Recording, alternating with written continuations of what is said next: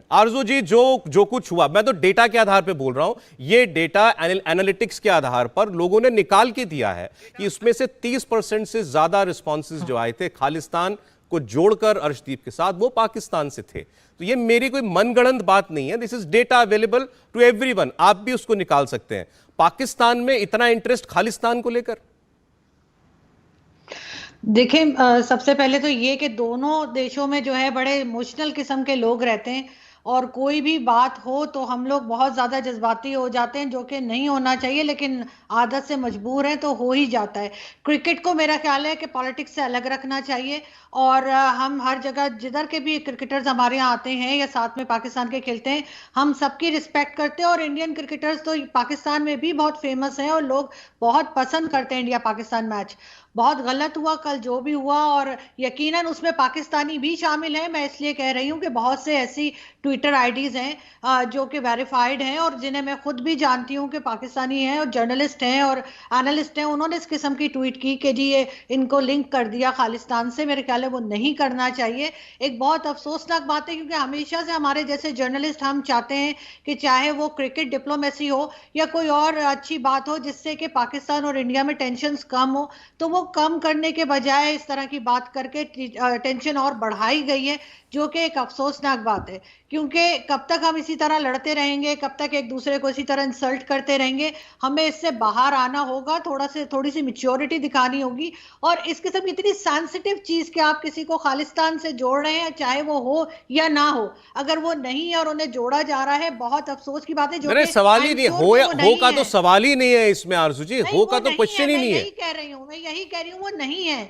और बहुत अच्छे क्रिकेटर हैं वो, और बहुत ज्यादा जाहिर है कि इंडिया के हीरो मैं मानती हूँ उनको। तो मेरा ख्याल है ऐसा नहीं होना चाहिए, तो बहुत गलत हुआ है उनके साथ। और इस किस्म के माहौल में, इस किस्म के लोगों के बीच में जो कि इंतहा के इमोशनल है, कोई भी नुकसान पहुंचा सकते हैं उनको, इस किस्म की हरकतें नहीं होनी चाहिए। और बिल्कुल पाकिस्तान की तरफ से भी हुई हैं। और मैं कह रही हूँ कि बहुत सी आईडीज ऐसी हैं जिन्हें मैं खुद पर्सनली जानती हूँ और वो वेरीफाइड अकाउंट्स हैं। लेकिन जैसा होता है कि लोगों का ये ख्याल नहीं होगा, कुछ लोग मजाक में, कुछ लोग ट्रोलिंग करने के चक्कर में इस हद तक चले जाते हैं और नहीं सोचते कि दूसरे का क्या नुकसान कर रहे हैं। इस पे थोड़ी सी रोक होनी चाहिए, जरा सा चेक एंड बैलेंस होना चाहिए। ठीक, हामिद साहब क्या कहेंगे इस पर, एक क्रिकेटर को ऐसे निशाना बनाना रिलीजन के बेसिस पर?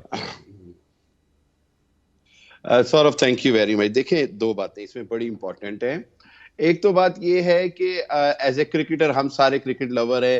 क्रिकेट के अंदर ये हो जाना, जैसे बेदी साहब ने चेतन शर्मा की मिसाल दी, वो हैदर अली कह रही हैं, एक्चुअली वो हसन अली ने कैच छोड़ा था। ये सारा कुछ पार्ट ऑफ क्रिकेट है। एज ए क्रिकेटर किसी को भी मैं नहीं समझता कि निशाना बनाया जा सकता है।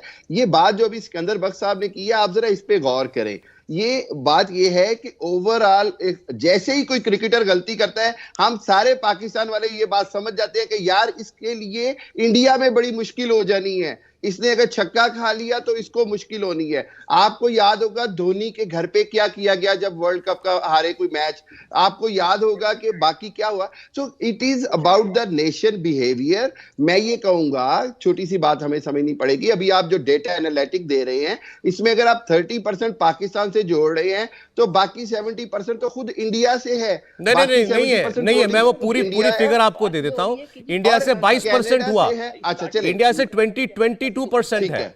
अच्छा, ठीक है, चले, मैं एग्री करता हूं आपसे। कनाडा से है, बाकी जगह से है। खालिस्तान से क्यों जोड़ा जाता है, इसकी मैं आपको छोटी सी मिसाल वजह बता देता हूं। सौरभ, जिस तरह दुनिया के अंदर बहुत सारी हकीकतें हैं, इंडिया को खालिस्तान की तहरीक की हकीकत माननी पड़ेगी। पूरे कनाडा में लाखों सरदार जी ने इमिग्रेशन ली हुई है खालिस्तान के नाम पे। जस्टिन ट्रूडो कनाडा का वजीर आजम खालिस्तान को मान चुका है। कनाडा का वजीर आजम खालिस्तान। अब सर देखिए, अब देखिए 2 मिनट देखिए, हामिद साहब का पत्रकार अंदर पाकिस्तान वाला अब जागा। हकीकत बता रहा हूँ। हाँ, नहीं, मैं हकीकत बता रहा हूँ सौरभ। अगर कनाडा का प्राइम मिनिस्टर मान जाता है कि यार खालिस्तान एग्जिस्ट करता है, अगर बर्तानिया, बेदी साहब 1 सेकंड, अगर बर्तानिया में 1 सेकंड, बेदी साहब 1 सेकंड, एक बार हामिद साहब की आवाज आने दीजिए। बेदी साहब 1 सेकंड, बेदी साहब प्लीज 1 मिनट मुझे दे दे आप। माशाल्लाह, मैं बड़ी रिस्पेक्ट करता हूँ, अल्लाह, ठीक है। देखें, अगर कनाडा का वजीर आजम खालिस्तान को मानता है, अगर बर्मिंघम में खालिस्तान के इलेक्शन होते हैं, अगर पूरे यूनाइटेड किंगडम में खालिस्तान मूवमेंट चलती है, तो हमें यह समझना पड़ेगा कि इसको इसलिए एक नेचुरली इंडिया के अंदर भी, कनाडा के अंदर भी सब तरफ सरदार जी के हवाले से जोड़ा जाता है। इसमें उस क्रिकेट की जात को, cricketer Arshdeep is a wonderful cricketer, उसका तो भी कैरियर शुरू हुआ है। मुझे तो बड़ा मजा आया है बड़े अरसे बाद इस तरह का फास्ट बॉलर इस अंदाज में देखकर। I love his bowling.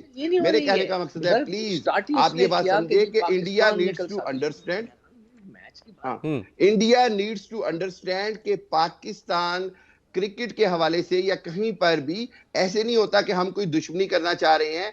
मकसद ये कि एक क्रिकेट का ट्रेंड चला, उसके अंदर बहुत सारी चीजें आई। आप खाली पाकिस्तान को क्रिटिसाइज ना करें। आप अगर इस प्रोग्राम सर, मुझे इस प्रोग्राम के अंदर ही आप पाकिस्तान, आपसे तो मेरी इतनी बार बात हुई है, अभी आप खालिस्तान के समर्थन में इतना बोलिए। आपने बार बार कहा कि इंडिया को खालिस्तान की मूवमेंट को रिकॉग्नाइज करना चाहिए। आपको मालूम है इस प्रोग्राम में हमारे बड़े दो रिस्पेक्टेबल हमारे सिख बड़े भाई बैठे हुए हैं, मनिंदर सिरसा जी हैं, बेदी साहब हैं, दोनों आपकी बात को सुन रहे हैं। मैं चाहता हूं सिरसा साहब इस बात पर रिस्पॉन्ड करें कि ये ऐसा हुआ तो ये होना नेचुरल था, क्योंकि खालिस्तान का जो भी खालिस्तान को मानता है या जो भी चाहता है कि खालिस्तान से जुड़ा कुछ हो तो वो इसको जोड़ेगा। ये बट नेचुरल है, क्योंकि खालिस्तान की तहरीक बड़ी की जो मुहिम चल रही है बहुत बड़ी है। हालांकि मैं ऐसा बिल्कुल नहीं मानता। मैं बहुत सारे देशों में गया हूं, मैंने देखा है वहां पर कुछ लोग आते हैं एक भोंपू लेकर के, वो थोड़े हाय हाय के नारे लगाते हैं, 5-10 लोग होते हैं वो, और फिर जब वो थक जाते हैं तो वापस चले जाते हैं। उनका वजूद, उनकी ताकत इससे ज्यादा और कुछ नहीं है, मेरी आंखों देखी। फिर भी सिरसा साहब रिस्पॉन्ड करें इस पर। सौरभ जी, हमने पहले अपने पवित्र स्थान पाकिस्तान में खो दिए, ननकाना साहिब, पंजा साहिब, डेरा साहिब। कोई भी दुनिया का सिख ये नहीं चाहता। भारत हमारा अपना देश है, गुरुओं पीरों की पवित्र चरण छू धरती है। इस पवित्र धरती की खुशबू हमें ज़िंदा रखती है और हमें अपने धर्म के साथ जीने का रास्ता दिखाती है। कभी भी हम ख्वाब में भी, सपने में भी, ख्वाब में भी, जिंदा नहीं, ख्वाब में भी ये कल्पना नहीं कर सकते कि भारत से हम कहीं अलग हो सकते हैं। भारत हमारा मुल्क है। मेरे को तो अफसोस इस बात का है कि जो मेरे भाई यहाँ पर बोल रहे हैं, ये टोटल प्रोपोगंडा ही उनकी तरफ से किया जाता है। ये पेड प्रोपोगंडा है जो विदेशों में भी किया जाता है। कुछ लोगों के साथ पाकिस्तान के अंदर पैसे दिए जाते हैं, उनसे बाहर बुलवाया जाता है। वो लोग जो हैं वो केवल और केवल ISI के एजेंट हैं जो पेड हैं। जैसे गुरपतवंत सिंह पन्नू हैं, तो गुरपतवंत सिंह पन्नू देश विदेश में भी कोई उनको मुंह नहीं लगाता, किसी गुरुद्वारे में नहीं वो जा सकते, लेकिन उनको पेमेंट मिलती है हर रोज़ बोलने के लिए। तो ऐसे लोग हैं, मैं इनको डाउट नहीं करता। लेकिन हम भारत के, मैं अपनी बात करता हूं तो मैं एक इलेक्टेड रिप्रेजेंटेटिव रहा हूं, इतने साल तक गुरुद्वारा कमेटी का अध्यक्ष रहा हूं, जनरल सेक्रेटरी। तो दिल्ली के सिख चुनकर भेजते हैं, अपनी मनमर्जी से तो मैं आता नहीं, तो दिल्ली का हर सिख मुझे वोट डालता है। तो मैं अपने टीवी पर फख्र से कहता हूं मैं भारतीय हूं, मैं भारत के एक एजेंडे में, भारत की एकता में विश्वास रखता हूं और किसी भी ऐसी थ्योरी के खिलाफ हूं जो मेरे भारत देश को बांटता हो। तो अगर सिख हमारे साथ न हो तो हमें क्यों चुनकर भेजें, एक बात। दूसरी बात, कोई भी आप पूरे देश में कहीं भी चले जाइए, आज हमारे पवित्र स्थान महाराष्ट्र में है, कर्नाटका में है, मणिपुर में है, उत्तर प्रदेश में है, उत्तराखंड में है, पंजाब से बाहर हरियाणा में है, राजस्थान में है, हिमाचल में है, जम्मू कश्मीर में है। तो हम अपने हमारे गुरुओं के वो पवित्र स्थान है जिनके कारण हम जिंदा हैं। तो हम कभी कल्पना, कभी ख्वाब में भी ऐसा नहीं सोच सकते। पर मैं अपने पाकिस्तान भाइयों को कहना चाहता हूँ, देखिए हम एक मुल्क थे, आप छोड़कर चले गए, आपकी मर्जी है, लेकिन आप इस तरह का जहर मत उगलिए, अपने पड़ोसी मुल्क के लोगों को बदनाम मत कीजिए। हम सिखों के लिए आप सोचिए कितनी बड़ी मुसीबतें आप खड़ी करते हैं। मेरा सिख मणिपुर में भी रहता है, कम गिनती में आ रहा है, लेकिन आपकी सरकार पैसा खर्च करके ऐसे प्रोपेगेंडा करती है।